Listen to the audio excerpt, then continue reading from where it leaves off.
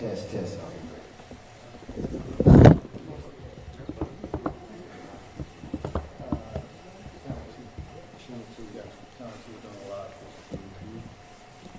We're not pulling this, right? No, it's not pool, it's just us. We're streaming just for ourselves.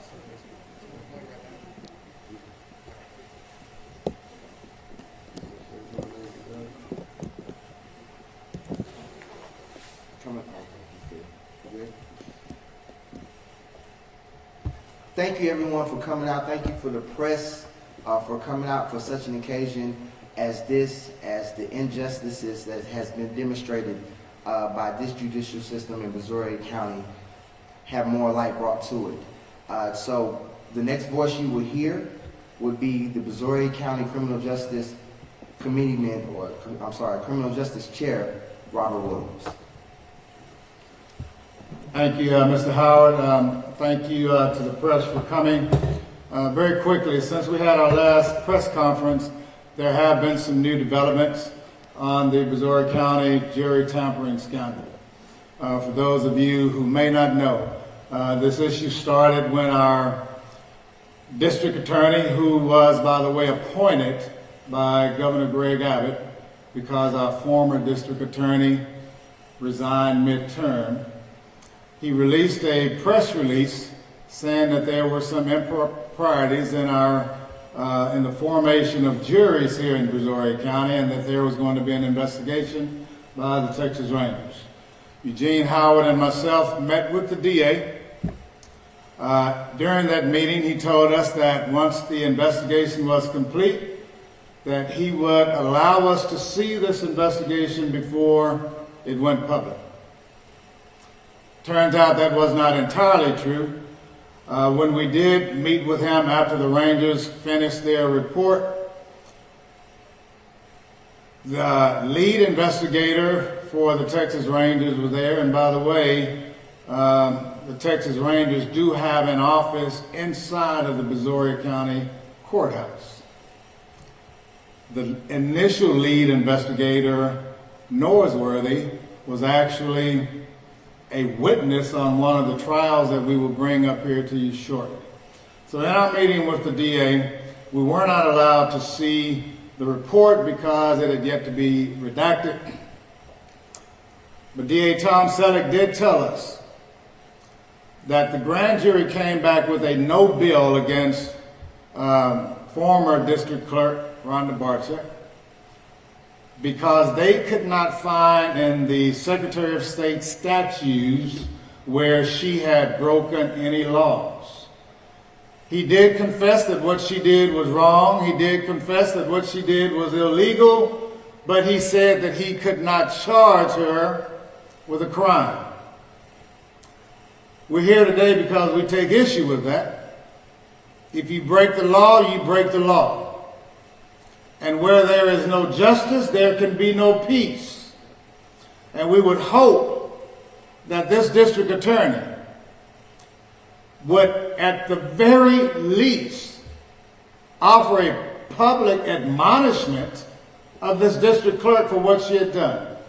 We're going to take it a step further, as we've been in contact with our attorney, and we've been in contact with our state president, Gary Bledsoe, and also with our Congressman, Al Green.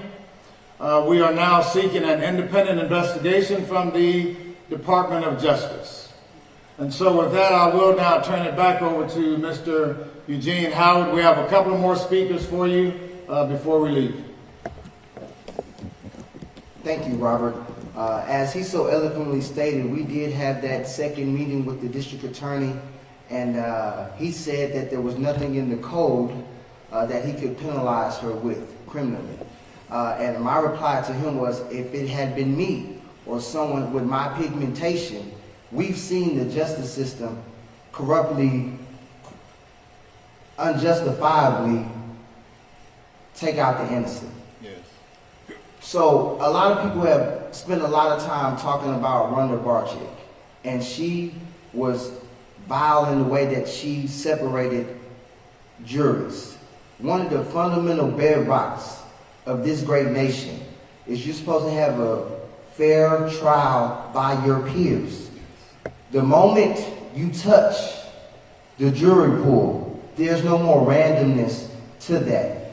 No matter how you try to justify that, there is no more random, which means it's unconstitutional, which means we've had, and this is who I want to focus on, we've had 10 to 12 years of court cases of people who have not been tried justly and fairly.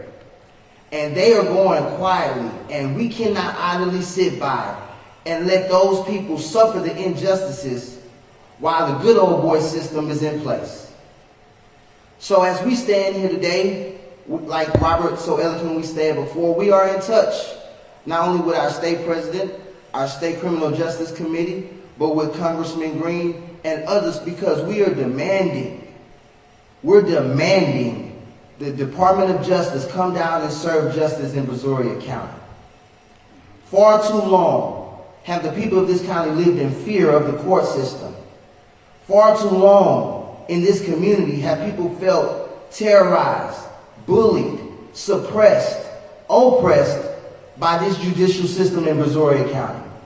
That dies today. We will not tire. We will not go tirelessly into that good night. We will stand up and fight for those who've been wrongly done by this corrupt system.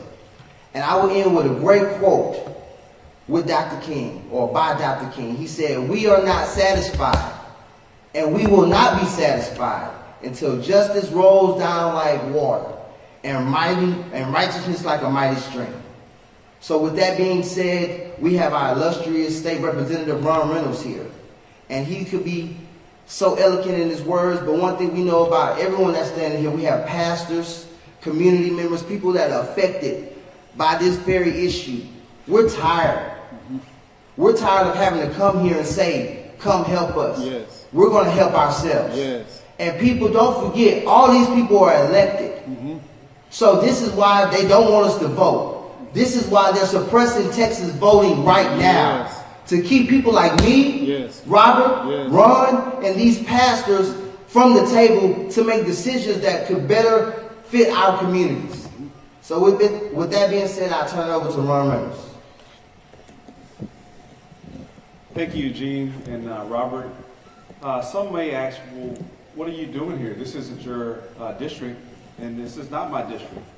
My district is a neighboring to in Fort Bend, and I butt on this district. But as Eugene, there's another quote by Dr. King that really illustrates why I'm here. When he once stated that injustice anywhere is a threat to justice everywhere. And what happened in Brazoria County is a grave injustice to our whole criminal justice system. Yes. It taints it, and Eugene, you eloquently described it, and Robert. Everything that the former district clerk did, it violated the system of what we call an impartial justice system, where people are supposed to have a random jury of their peers, not where you're stacking a deck to basically choose who is serving on these juries. Yes. And one of the things that we are so blessed with in this area and this greater region is diversity. Diversity is our strength. And she took away that diversity by basically stacking the deck. So you had juries that were disproportionately Anglo. And many of the African Americans and Hispanics and Asians that came before those juries didn't have a jury of their peers because of the unconstitutional way that she stacked those juries. She violated state law. And while there may be a loophole that we need to look at so that we can be able to hold those who commit this type of breach accountable, we need to look at that. And I intend to make sure that the Texas legislature does that, because this is a violation of Texas law. And I'm very thankful that Congressman Green, who now after redistricting has Brazoria County, or a portion thereof, in the 9th Congressional District. And Congressman Green has been meeting with Mr. Howard. I've spoken to State Conference President Gary Bledsoe with the NAACP, who has said that this is a grave injustice, and that he too is hoping that there is an independent investigation by the United States Justice Department, and that he hopes that the U.S. Attorney and the Attorney General will investigate this. And I echo what Attorney and State Conference President Gary Bledsoe is seeking, because we want justice. We want this community to be vindicated. There are many people who had trials that we should cast aspersions into the outcome based upon them not having a fair and impartial jury to evaluate their case and the outcome. And so what we're asking for is that the United States Justice Department intervene, that there is an independent investigation, and that you can't have the fox guarding the hen house. You can't have an apparent conflict of interest. There needs to be an outside independent investigation to look into. These are very, very serious, egregious violations that she committed over a course, not just over 1 or 2. We're talking about years and years and years, Yes. Until she was caught red-handed. And I hope that justice will be served, not just on her, but all the victims, all of the people that came through the court system over those years that didn't have a jury of their peers. They never knew that the deck was stacked against them by the actions that she took, until it was basically we peeled the onion back and pulled the covers back. Then we know why those juries were where they were. This wasn't standard process. This wasn't something that was done as she tried to put out a pretext to get a diverse random selection. This was done just to do the opposite. What she did was disgraceful, it was unconstitutional, and it was a grave injustice to our judicial system. So I thank you, Eugene. I thank the pastors. I thank all the victims for having the confidence to come forward and speak about this. I thank you, Robert Williams, and the Criminal Justice Committee, and the NAACP will continue to be a guardian to fight and speak truth to power. And I'll end, since we're in a church setting, for a scripture as the pastors come up, that's found in Proverbs 31:8-9. It really kind of summarizes what we all should be thinking of and doing. We should speak out for the one who cannot speak, for the rights of those who are doomed. Speak out, judge fairly, and defend the rights of oppressed and needy people. And I'll submit to you that all of us have a duty to speak out for those who have been victims of this grave injustice by a former disgraced district clerk. Thank you. Thank you so much, Representative Reynolds. And before, we have a couple of our area pastors here that we want to bring up. Before they come, I've been asked by more than a few people, Robert, how come y'all are continuing on with this? There has been an investigation. The DA said that the case is closed. Why are you continuing? I'll tell you why we're continuing. Brazoria County is 185 years old. In 185 years, there has never been African American representation in this county. Not an African American sheriff, not a DA, not a justice of the peace, not a constable, not a county commissioner, not anything. And in the midst of the suppression that we see going on, with Senate Bill 1 suppressing our vote, we're seeing what happened in Harris County. They have a 700% increase in rejected ballots right now. Why should we trust that system that came out of Brazoria County? Yes, it was the Texas Rangers, but they work and live right there in that courthouse. It's why we are demanding an independent investigation from the Department of Justice. And I would dare anyone who is asking me, why are you continuing, to ask that to the father of Darrell Anthony, whose son was convicted of murder by an all-white, all-male, all-old white male jury in a county that is majority minority. How does that happen? Don't add up. It doesn't add up. It's not trustworthy. And that's why we're continuing today. Any pastors have a word?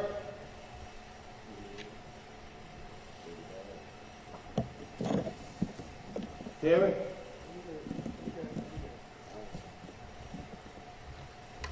So we do want to make a call out from the NAACP, from the branch, from the state level. If any citizen in the greater Houston area has been affected by the Brazoria County court system, reach out to us. Yes. We need your support because we want to represent your voice of how you've been unjustly done. So again, it doesn't matter if you live here, if you're in this region and you've had to deal with Brazoria County court systems, please contact the state conference.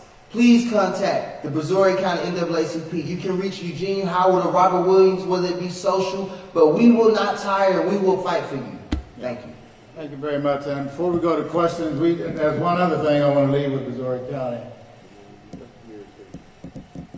You want to read it, Mark? Okay. We've got a statement from our state president, Gary Bledsoe. This is, he regrets that he couldn't be here. The Texas NAACP joins Representative Reynolds and Brazoria branch in requesting that local authorities take affirmative steps to cause the overturning of each conviction occurring during the period of this scheme, which violated fundamental constitutional rights of all affected defendants to a fair, impartial, and random jury. That is from State Conference President Gary Bledsoe. Thank you very much, Representative Reynolds. To Brazoria County, this is not personal against Rhonda Barchett. We are looking for justice, period. And justice can sometimes mean an acquittal. But we don't feel that as of yet we have gotten to the bottom line of this story. And it would behoove those who are in leadership positions in Brazoria County, it would seem that you would want this stain of racism removed off of you. This stain of suppression and oppression removed off of you.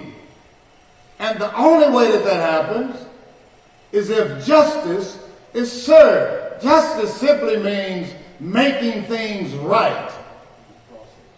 Due process. And right now, we haven't had that due process. Right now, things have not been made right. And I would also tell our Brazoria County officials, I don't think we would be in this mess if we had a more diverse court system. And so I would ask you to not only embrace diversity, but seek it out. Easy to do. In a county that's majority minority, you don't have to look far. But I guarantee you that we are here where we are today because of the lack of diversity in positions of political leadership and in that county courthouse up there. Thank you very much. Are there any questions from the press? You indicated that you're making a call to the feds and you're asking them to come in. But has there been any kind of reach out already to any kind of documentation, either to Representative Reynolds, to Representative Green, any kind of letter sent to the FBI, to the DOJ with regards to this case? That process is starting now. Some will tell you that the FBI is already doing an investigation. What they have told me is that they can neither confirm nor deny that they are doing an investigation, so we do not know. But our next step is to the Department of Justice, and we are in the process of making that happen as we speak. When you spoke to the feds, did you speak with them just to inquire, or did you also speak with them from an investigation? When I spoke to the feds, it was when we had did a presser there in front of the FBI, and I spoke with individuals there, asking them about the investigation here. Eugene said there was a report filed. Yeah, they asked us to submit. They asked us to submit. Get the microphone quickly to them. Thank you so much. They asked us, the FBI asked us at that presser to submit a complaint, and they would take those complaints very seriously. And those who were done within 24 hours of that presser. So did you issue complaints? I personally did not issue one, but we did help 3 people that we know for sure issue the complaint. So multiple complaints? Yes, there's multiple complaints that have been filed. Right. And it is on the radar of the Department of Justice, but of course it's all procedural. Due process is what we're asking for today. Any other questions? So you had a meeting, you said, with the DA's office? We did. And you learned that there was no bill? Was that during that meeting? Yes. Well, we actually learned that there was a no bill before the meeting, but during the conversation with us, he explained why there was a no bill. And his explanation of why there was a no bill just didn't sit very well with us, especially after you read the investigation. And not only does she basically confess to not having a random jury process, as she was separating by, first of all, geography, the North from the South, and then she would separate by race. There were also judges that were interviewed that told her, what you are doing is illegal. What you are doing is not fair. You need to stop. And so when he told us that there was a no bill and that he would not be filing charges, we had the conversation with our attorneys, and I'm not at liberty to share everything that they told us, but there are several statutes that have been violated by this district clerk that we will be pursuing.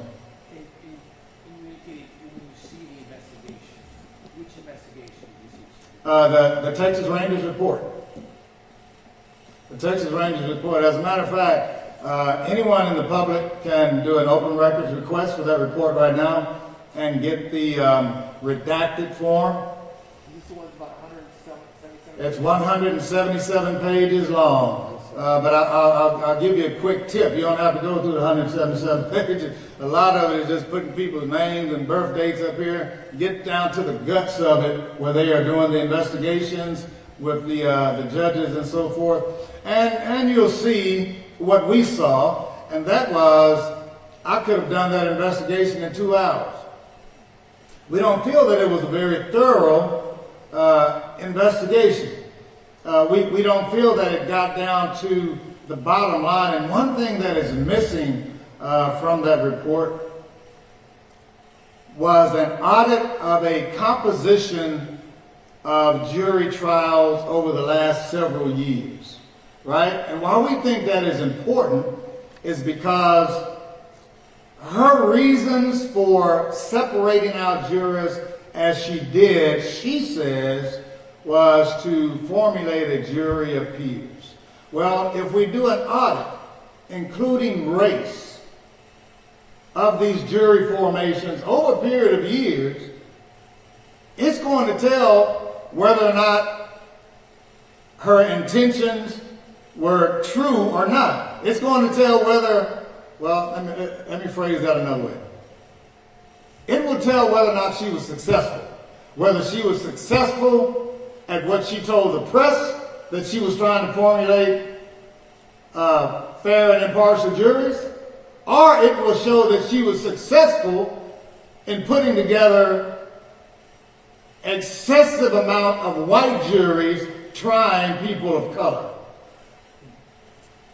And from my experience here in Brazoria County, I'm pretty much guaranteeing you that's what you're going to find. I've been a jury foreman before. I've sat on 3 juries before, and I'm always the lone black guy. And I don't think that that's just something for myself. We have Mr. Dowd here with us today, and as I said before, his son was tried by an all-white, all-male jury in a county that's majority-minority. Any other questions? Pastors?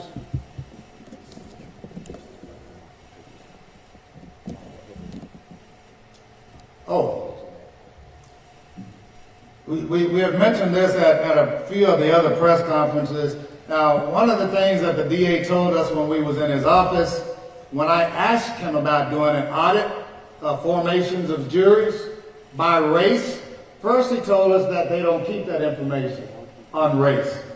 Until we looked at the investigative report and they had done an audit by race. And then he said that they don't keep those for over a year. At the very first press conference that we had at the courthouse, right as we were having the press conference, there were several inmates with dollies wheeling out boxes of papers with the DA print on it, going to be destroyed. How we are going to recover all of that information, I do not know, but I do know this, that the Department of Justice does not play, and they throw a wide loop. And so Brazoria County, you can run and hide and destroy materials all that you want. The Department of Justice will find it. And it's actually better if you would come out before D.A. Tom Selleck and do as you should have. This woman broke the law, and she deserves punishment. This woman broke the law, and this county deserves to see justice. There has been no justice. It's what we're demanding, and we won't stop until we get it. How do you view the whistleblower in this case? The whistleblower, how do you view him in this case? Thank God for him. We want to commend his courage. Yes. Or their courage. Because when you're going up against a system that will bury you, he hasn't worked since. He hasn't been back in the courthouse since he's reported this.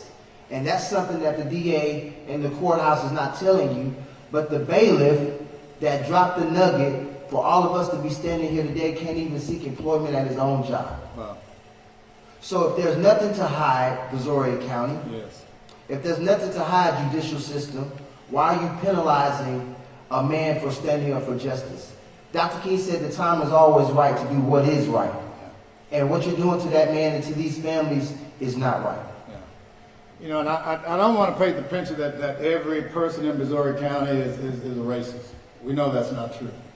I am receiving phone calls from numerous white Republicans. They don't want to go public. They don't want to send me a text because it may be traced. But they're calling me and they're saying, Robert, do not stop. This is our county. And we love our county. We don't like this stain on our county. We want you to keep digging until justice prevails.